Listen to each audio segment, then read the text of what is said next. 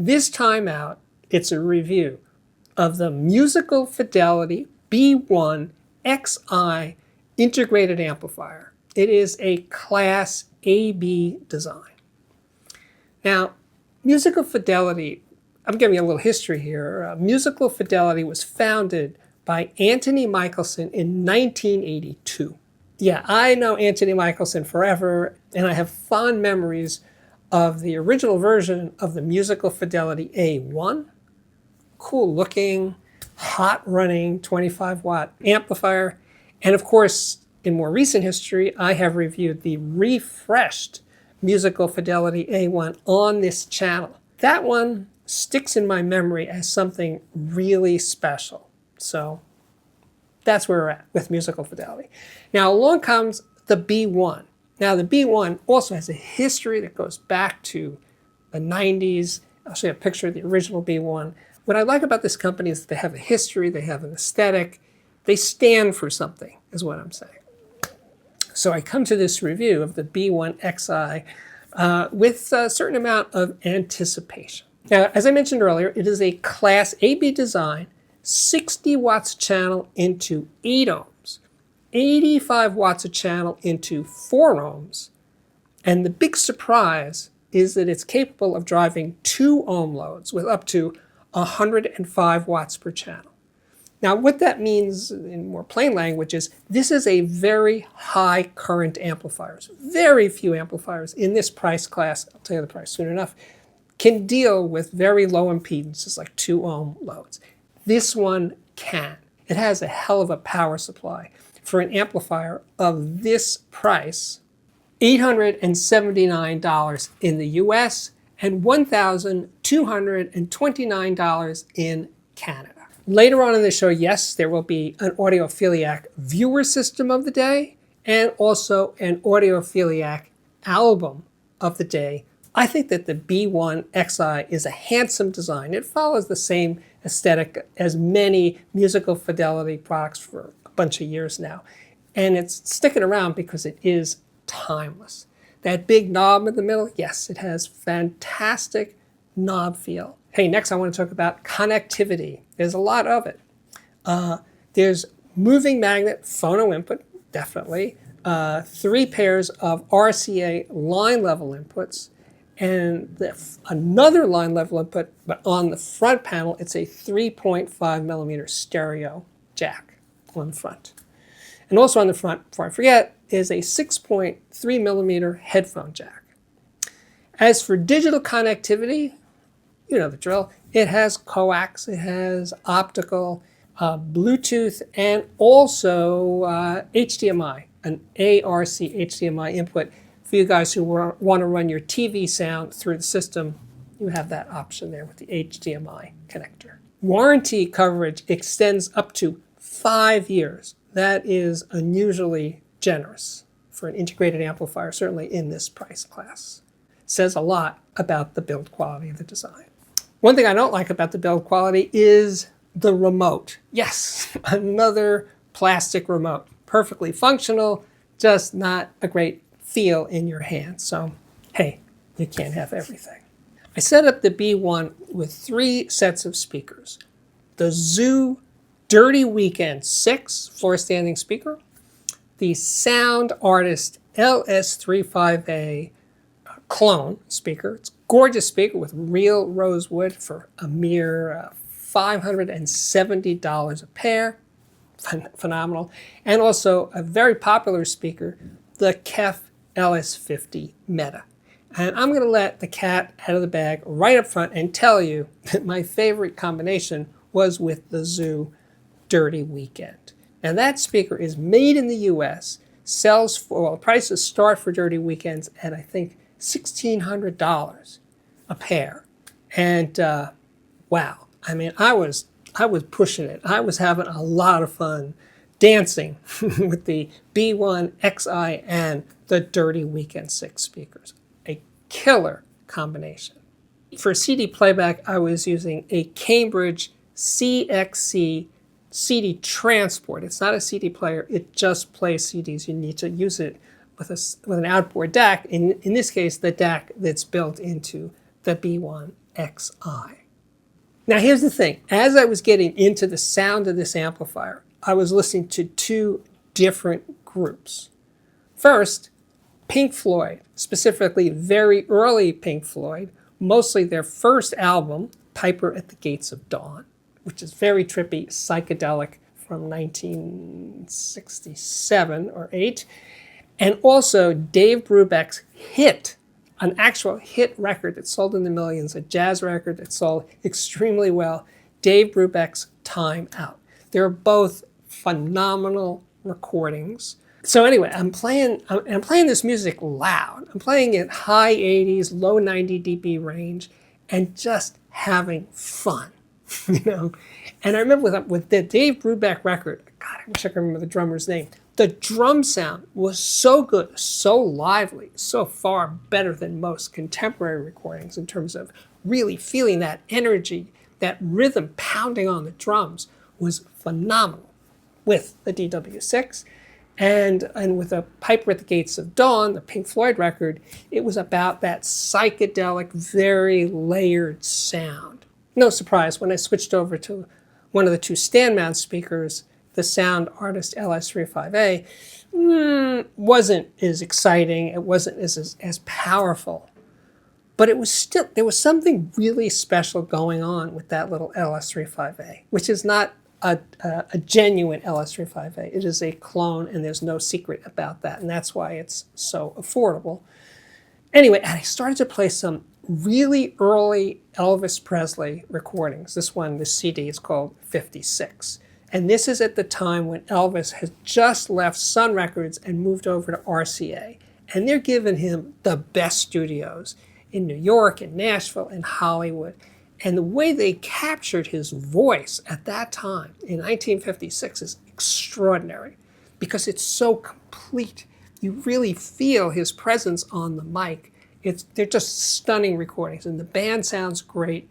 These, I mean, again, very few contemporary recordings sound as good as these from 1956 with Elvis.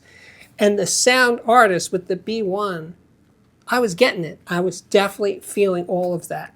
Didn't have the power of the Zoo DW6, but it was still really, really good. And then, of course, I moved over to the KEF LS50 Meta, and that sounded more grown up, more complete.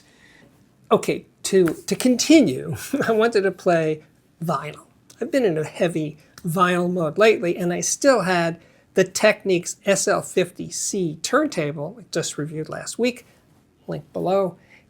And I was listening to the soundtrack to Pulp Fiction. It's a great mix of tunes. I think Quentin Tarantino really gets in on that. Like, the music has to match the picture. It's very weird, funny stuff.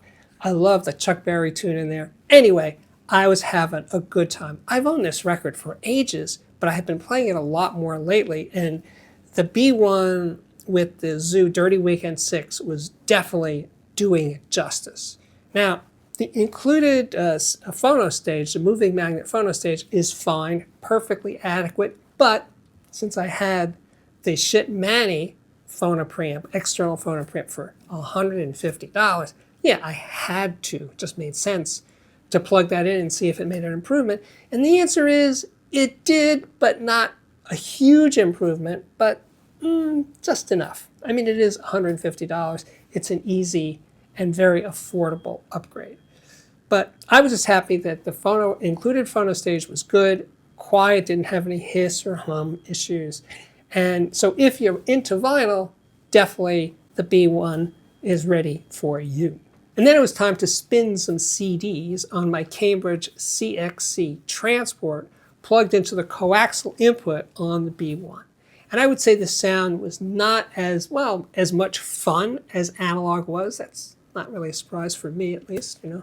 I tend to prefer analog over digital, but it was still really good. And I'm playing through a bunch of things, and the sound was on the lean side. It was a little cooler, for my taste, cooler than neutral. Not a lot, just a bit. And by the way, this integrated amp, the B1, does not have tone controls, no bass or treble controls to change those kind of tonal differences. So that was interesting. And I'm playing I had a lot of Rolling Stones stuff, early Rolling Stones. I keep going back to the early Rolling Stones, meaning the 1960s era Rolling Stones. And I just dig it, And again, I'm sticking with the DW6 speakers. And yes, the sound of the built-in DAC, that's where I'm going here. The sound of the built-in DAC is fine, perfectly serviceable. But the innate sound of this amplifier, I just feel that it's capable of more. Of course, I couldn't resist trying a better external DAC, namely the Denafreps Enyo 15th that I reviewed recently here on the channel. And that one is $700, $699. So it's pricey, but in terms of the potential, showing the potential of what the B1 could really do, in other words, its actual amplifying circuitry, yeah, the Denafreps let me hear how good it really is.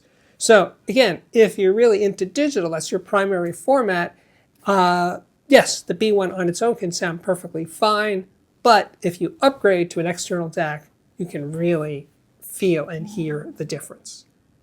For an amplifier comparison, I selected this EMOTIVA B1xi Ta1. Now, it's an integrated amplifier. And for these comparisons, I was using the internal DACs on both components. And I was back on Elvis.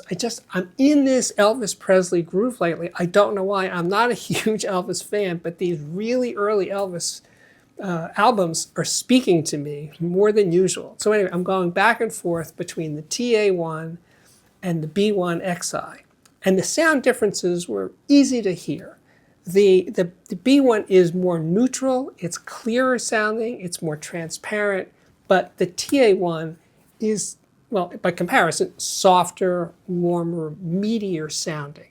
Not by a huge amount, but certainly by a noticeable amount. And this is on the DW6 speakers. And this is me playing Elvis really loud.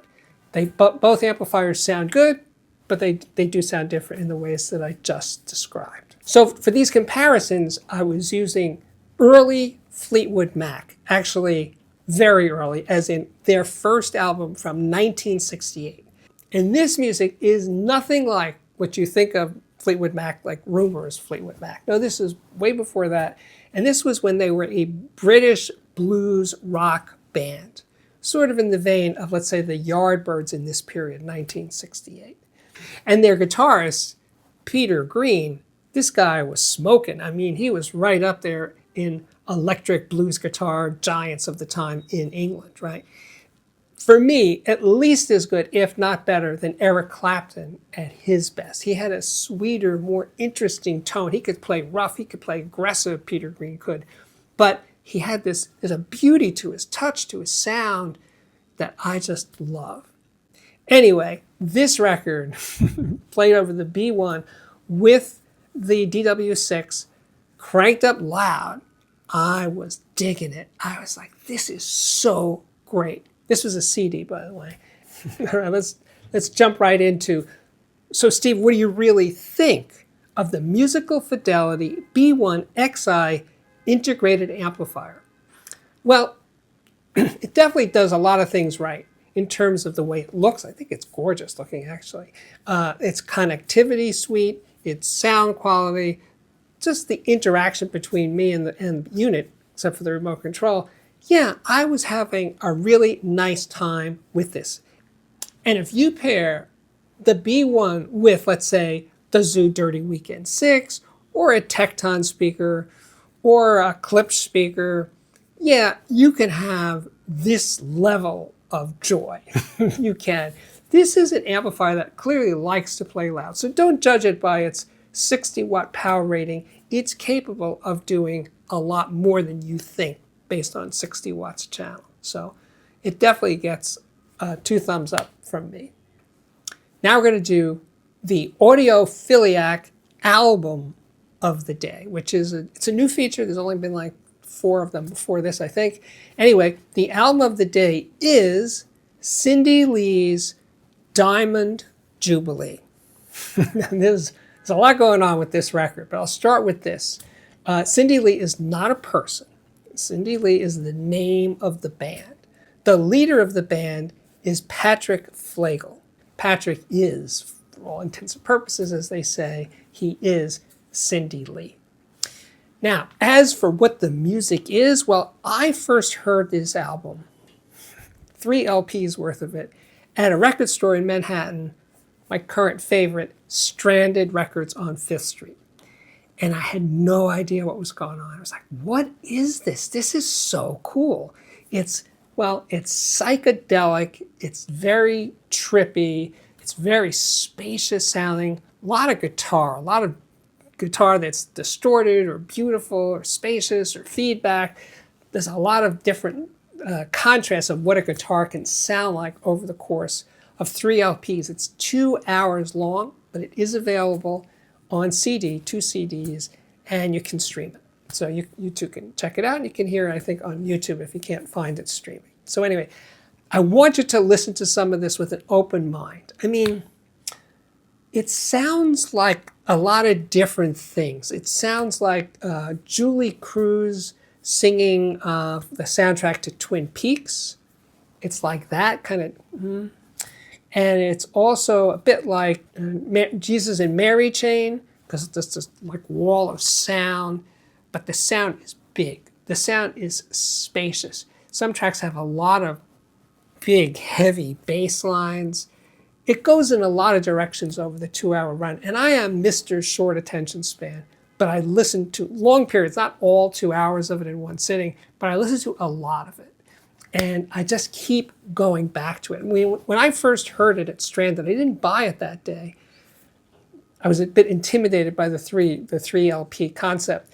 So I streamed it a lot before I went back to buy it, and I'm so glad I did. And I knew as soon as I was into this, I had to tell you guys about it in the context of the album of the day. So it's not mainstream music, it's contemporary music, but it does have humanity to it. It does have soul. I don't mean like Aretha Franklin soul, I mean like Patrick is making beautiful music. You can tell he's all in. Now we can move over to, yes, the Audiophiliac viewer system of the day. This is Nuno's system, and it's a dual-use system, stereo for music and also multi-channel home theater. So he's covering both sides with this one system. And I am pretty unfamiliar with most of it, so I think I'm going to mess up a little bit here, so I apologize. All right, now as for the system, the main speakers are Audio Silverback 7.2. And the surround speakers and the sub are Planton Audio Monaco. Turntable is a Project X2. The cartridge is an Audio-Technica OC9 XML. The preamp is a Project 2-Box DS2. Power stabilizer is also from Project. It's called the Box 3 Power. And he tells me that his daughter really enjoys using the system. Anyway, thank you, Nuno. Okay, we are back. My name is Steve Guttenberg. I am the Audiophiliac. Thank you for sticking around to the end of this. If you dig the channel, and I kind of think you do if you're here, if you're still here, please consider joining my Patreon. You can get exclusive content when you do that. You can join for a couple of bucks a month, up to $50 or $100 a month. At the top 2 tiers, you and I have a one-on-one conversation every month, more or less at the beginning of the month. So think about that. But main thing is go to Patreon, see what's up there, and take it from there. And with that, I can say, yes, my work here is at last complete. Thank you again for watching. I truly do hope to see you back here again very, very soon. Bye-bye.